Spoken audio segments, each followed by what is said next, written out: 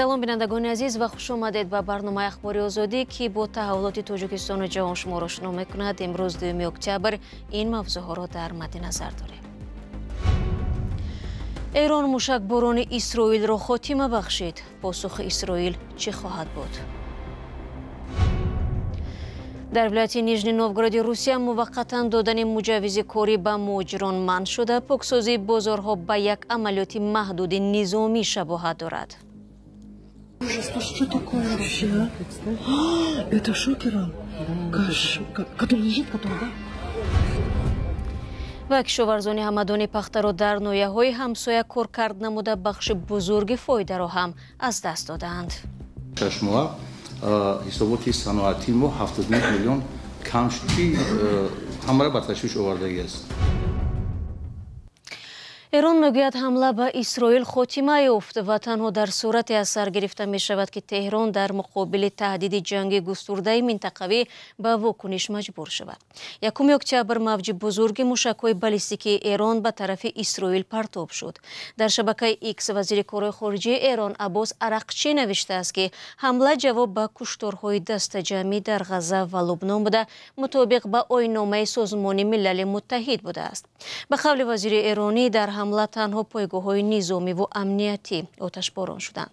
ҳамкорамон Тоири Сафар гузориш медиҳад, ҳамла ба Исроил ба замоне рост омадааст ки давлати яҳудӣ дар Лубнон амалиёти маҳдуди низомӣ роҳандозӣ кардааст. исроил мегӯяд системаи дифоъи ҳавоии он аксари мушакҳои Эронро дар ҳаво нобуд кард ва касе ҳам захмӣ нашудааст.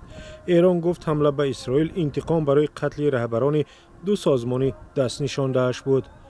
исроил Ҳасан Насруллоҳ раҳбари Ҳизбуллоҳро ҳафтаи гузашта кушт. Як моҳ пештар Исмоил Ҳания раҳбари ҳамосро аз байн бурд. амалиёти заминӣ дар Лубнон ба зидди гурӯҳи тундрави Ҳизбуллоҳ ба қавли Исроил маҳдуд хоҳад буд.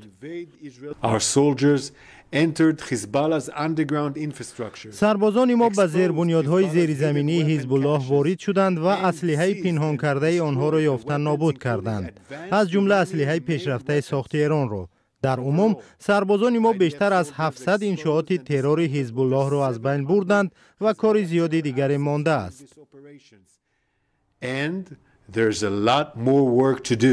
ҳизбуллоҳ бо партоби рокет ба шимол ва маркази Исроил посух дод. нерӯҳои исроилӣ аз мардуми ҷануби Лубнон хостанд барои амнияти хеш хонаҳояшонро тарк кунанд. ҷанги мо бо мардуми Лубнон нест, бо Ҳизбуллоҳст. ин паёми возеҳ ба ҷомеаи байналмилалӣ аст. таҳлилгарони исроилӣ мегӯянд кишварашон бо маҳви Ҳасан Насруллоҳу дигар раҳбарони Ҳизбуллоҳ дар чанд ҳафтаи гузашта ба ин гурӯҳи дастнишондаи Эрон зарбаи сахте зад. дастовардҳои амалиёте ки Исроил дошт хушбахтона бисёр зиёд аст ва ман фикр мекунам ки на танҳо нишондиҳандаи тавоноии Исроил, балки омодагии ҷиддии он барои амалиёт дар Лубнон аст. албатта ин як зарбаи ғофилгиронае барои эрониҳо ва бисёре аз дигарон буд. айни замон ба ақидаи дигарон Ҳизбуллоҳ ҳамчунон як душмани қавӣ мемонад. ба назари ман масъала фақат аслиҳаву муҳимоти ҷангии Ҳизбуллоҳ нест, балки қобилиятҳои мустаҳками Ҳизбуллоҳ аст ки дар наздикӣ ва дар тӯли марзҳои шимолии Исроил дорад. исроил мегӯяд ният надорад барои дарозмуддат дар Лубнон бимонад, балки мехоҳад роҳро барои бозгашти 63 000 исроилӣ ҳамвор кунад ки тақрибан 1 сол пеш аз тарс хонаҳояшонро дар наздикии марзи Лубнон тарк карданд. рӯ меорем ба мавзӯъҳои дигар. тавре интизор мерафт дирӯз Думаи давлатӣ боз чанд қонуни маҳдудкунанда дар нисбати муҳоҷиронро қабул кард. бар асоси яке аз ин тағйирот, муҳоҷире ки бо шаҳрванди Русия издивоҷ кардааст, танҳо баъди 3 соли зиндагӣ барои дарёфти ВНЖ ва ё ҳаққи муваққатии зист ҳақ пайдо мекунад. қаблан ин муҳлат 1 солро дар бар мегирифт. вале фаротар аз ин, дар баъзе гӯшаҳои Русия ҳамзамон бо баргузории рейдҳои ваҳшатнок додани патентро ба муҳоҷирон манъ карданд. тафсилот дар гузориши Хиромон Бақозода. дар вилояти Нижегородскии Русия додани патент ба муҳоҷирон қатъ шудааст. шурӯъ аз 1 октябри имсол дар ин вилоят муҳоҷирон аз кишварҳое ки бо Русия низоми раводид надоранд наметавонанд иҷозати корӣ бигиранд. ин тасмим бар асоси фармони Вазорати корҳои дохилии Русия аз 23 сентябр. گرفته شده است. کاربران رادیوی آزادی نیز تصدیق میکنند که هنگام مراجعت برای گرفتن پتنت با آنها دستور معاون اول وزیر کارهای داخلی روسیه الکساندر گاراوی داده شده است که در آن گفته می شود دادن پتنت به مهاجران از 1 اکتبر سال 2024 تا 1 مارس سال 2025 بازداشته شود. با گفته مصاحبان ما چنین محدودیت‌ها در شهرهای ورونیش و ویلکی نوگراد نیز جاری شده است. هنوز در ماه مارت امسال ولی نیژنی نوگراد دادن پتنت به مهاجران برای کار در تاکسی را منع کرده بود. ماه اوگوست فهرست محدودیت‌ها وسیع گردیده، فعالیت شهروندان خارجی در بخش‌های دیگر از جمله سودا نیز محدود کرده شد. کاربران رادیوی آزادی میگویند که در این منطقه شمار مهاجران تاجیک کم نیست و چنین محدودیت‌ها به کار و زندگی آنها تأثیر جدی می‌رساند. همزمان ریت‌ها برای جستجوی مهاجران غیر قانونی در ولایت نیژنی نوگراد افزایش یافته است. در یکی از چنین ریت‌ها که آخر هفته گذشته در بازار این ولایت صورت گرفت و نوارش از جانب مهاجران به رادیوی آزادی فرستاده شد، دیده می شود که نظامیان از الکتروشوکر استفاده بردند. Это ужас, что такое вообще? Это шокером. Который лежит, который, да? تفتیش مهاجران در بازارها، ساختمانها و شرکت‌های خدمترسانی در دیگر شهر و ناحیه‌های روسیه نیز ادامه دارد. مثلا در رید در انبار ازان در ناحیه رامنسکی ولایت مسکو 10 مهاجر را در توقفگاه سفارستند. در این رید نیروهای امنیتی را نمایندگان حرکت‌های ملت‌گرایانه روس همراهی می‌کردند. چنین ریدها در مسکو در میدان ساختمان مجمع استقامتی اسکاندیناویا و در شهر رستوفی لبی دون نیز صورت گرفتند که آنجا صدها مهاجر تفتیش شدند. وزارت کارهای داخلی روسیه با پخش یک اطلاعیه گفت در میان شهروندان خارجی که در یکی از ساختمان‌های محلی کار می‌کردند بیش از 60 نفر ویران کنندگان قانون معین کرده شدند. صدها مهاجر تاجیک در ماه‌های اخیر از تحقیر و آزار و اذیت مقامات در روسیه شکایت می‌کنند. تفتیش‌ها پس از حمله تروریستی به کراکو سیتی هال در ماه مارس افزایش یافت. از اول سال هزاران تاجیکستانی به روسیه راه نیافتند و هزاران نفر دیگر از این کشور اخراج شدند. سلام، اگر خط و خبر می‌خواهید ما داریم. نوید بامدادی، سرخط خبرها، اخبار تاجیکستان و جهان، گزارش‌ها و تحلیل‌ها. چی می‌گذرد و چرا؟ دانستن فهمیدن است. ضمیمه یا اپ ما را بگیرید. بله، خبر گزارش‌ها را از رادیوی آزادی تماشا کنید. اخیراً با اشاره به صفت پست کارکرد پخته در مؤسسه‌های نویه همدانی ولایت ختلان، کشاورزان حاصل خود را در نواحی همسایه کارکرد کردند. در نتیجه نویه همدانی 10 میلیون سومانی ضرر دید. همکارم محمود جان رحمت‌زاده میگوید با این وجود یگان صاحبکاری پیدا نشده است که در این منطقه ولایت ختلان مؤسسه زمانوی کارکرد پخته را بنیاد کند. در ناحیه همدانی فعالیت 26 کارگاه خرد پخته تازه‌کنی قطع شده است. گویا کارکرد پخته در این کارگاه‌ها به طلبات جهانی جوابگو نبوده است. تنها در سال 2022 این کارگاه‌ها 5000 تن پخته کارکرد کرده به اقتصاد ناحیه 10 میلیون سومانی فایده آوردند. اما در نتیجه قطع فعالیت آنها به بودجه ناحیه 79 میلیون سومانی کم وارد شده است. وقتی کارکرد میکنن با 1000 تن پخته همی 12 میلیون راست میاد، یعنی که حسابات همی 12 میلیون با امور در 1000 تن داخل میشد. میگه سببی که در سال 2023 فعالیت نکردن، یعنی فعالیتشون قطع کرده شد، حسابات دادن نتونستن، پخته قبول کردن نتونستن. برای همین یک بار در 6 ماه حسابات صنعتی ما 79 میلیون کم شد که همه را به تشویش آوردگی است. کارگاه‌های خرد پخته تازه‌کنی در همدانی از سال 2014 فعالیت دارند. بین کارگاه‌های خرد و کلان فرقیت وجود دارد و این به صفت پخته کارکرد شده تأثیر می‌رساند. مثل زوادهای کلان 2 شونه دارن، پرس دارن، دیگر که همون پخته را کیپ کرده میبرن. اینا همین بگیم وایشون اراشون 1 شونه است، پرس ندارن.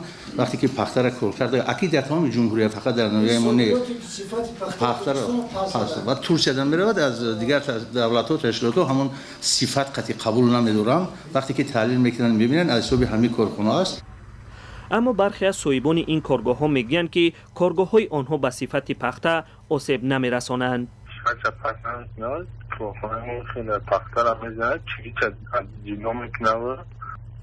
امی پخته پیش ما مقصد میاد ما کار میکنیم همکاری میکنیم و پخته ترشداری سعودو میکنیم و فرق. ناحیه همدانی یک ناحیه اگراری بوده، ساکنانش به کشت و کار مشغولند. در اکثر زمین‌های آبی آن دهقانان پخته میکنند. اما در این ناحیه یگان کارخانه بزرگ پخته تازه‌کنی وجود ندارد.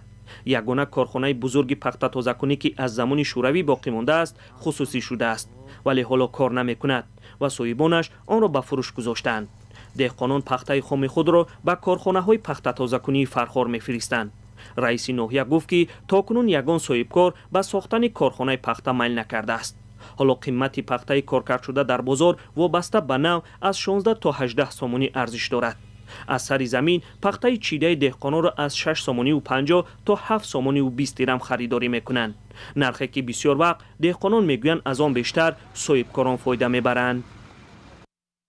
برنامه را ادامه میدیم. در هندوستان برای جلب جهانگردان خارجی و بالا بردن درآمد بودجه از حساب توریسم قصر سیاره را به حرکت درآوردند که در یک هفته بهترین مکانهای ایالت راجستان را نشان میدهد. گزارش خبرگزاری ریترز را همکارم کامرسی اتام تقدیمتان میکند. قصر سیار یا قطار با حشمت توریستی به ایستگاه نزدیک می شود. سیاحت جالب و دیدنی در پیش است. اولین مسافران روز 25 سپتامبر در ایستگاه راه آهن مورد استقبال گرم قرار گرفتند. انتظاری آنها از این سفر زیاد است چون در 8 روز و 7 شب از جایپور، اودایپور، بهارتپور تا شهر و منطقه های دیگر باید جایهای بهترین دیدنی ایالت راجستان هند را ببینند. की दृष्टि से हम इंटरनेशनल लेवल पर देखें तो ये जो ट्रेन है राजस्थान के लिए एक लैंडमार्क है. این قطار برای رشد ساحه توریسم راجستان نقش مهمی خواهد داشت.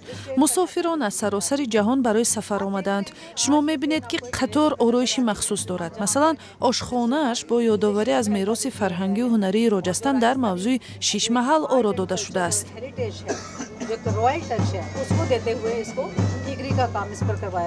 خودی قطار هرچند نو نیست ولی تشکیل سیاحت توریستان یک تشبوس نو است و این مهمانخانه سیار از ماه سپتامبر تا اپریل هر سال خدمت خواهد کرد. قطار 14 وگان و 41 اتاق جداگانه دارد و در یک وقت 80 مسافر را جای داده می تواند. هر اتاق با شیوه خاص شاهانه فرهنگ هندی آرا داده شده است و بعضی از اتاقها نام قصرهای معروف راجستان را گرفتند. نرخ سیاحت یک هفته‌ای یک مسافر از 830 تا 3894 دلار تعیین شده است. من از سیاحت در این قصر سیار امید زیاد دارم. برایم تماشای آرایشی داخل قطار بسیار جالب است. امیدوارم سفر بسیار خوبی داشته باشیم. مسافران برابر با تماشای منظره‌های پشت شیشه از اتاق‌های خوابی با شکوه و طربخانه‌های مجهز استفاده می‌کنند. و خبر دیگر هم داریم. شرافالدین گدویف رهبر جنبش اصلاحات و رشد تاجیکستان قرارگاهش در امستردام خواستار گفتگو و مذاکرات با حکومت امام علی رحمان از طریق سازمان همکاری اروپا شد. گدویف 1 اکتبر در نشستی ارزیابی‌های حقوق انسانی این سازمان گفت تاجیکستان گرفتاری بحران عمیق سیاسی، حقوقی و گومانیتاری می باشد. مقامات تاجیکستان در این نشست حضور نداشتند که به تنقیدها پاسخ بدهند. شرافالدین گدویف در نشستی سالانه سازمان امنیت و همکاری در اروپا از سرکوب مخالفان سیاسی، جامعه شهروندی و رسانه‌های مستقل در داخل تاجیکستان نگرانی کرد. نشست امسال 30 سپتامبر آغاز شده تا 11 اکتبر دوام می‌کند. دوستان عزیز 15 دقیقه که در اختیار داشتیم به پایان رسید. تشکر که تا پایان برنامه ما را تماشا کردید. البته خبر از این بیشتر چون همیشه در وبسایت azadi.org و صفحه های رادیو آزادی در فیسبوک، اینستاگرام، ایکس و تلگرام، تیک تاک و یوتیوب دسترس است. تا دیدار نوبتی خود را ایجاد کنید. وقت و نگهبانی هر یک شما از آن باشد.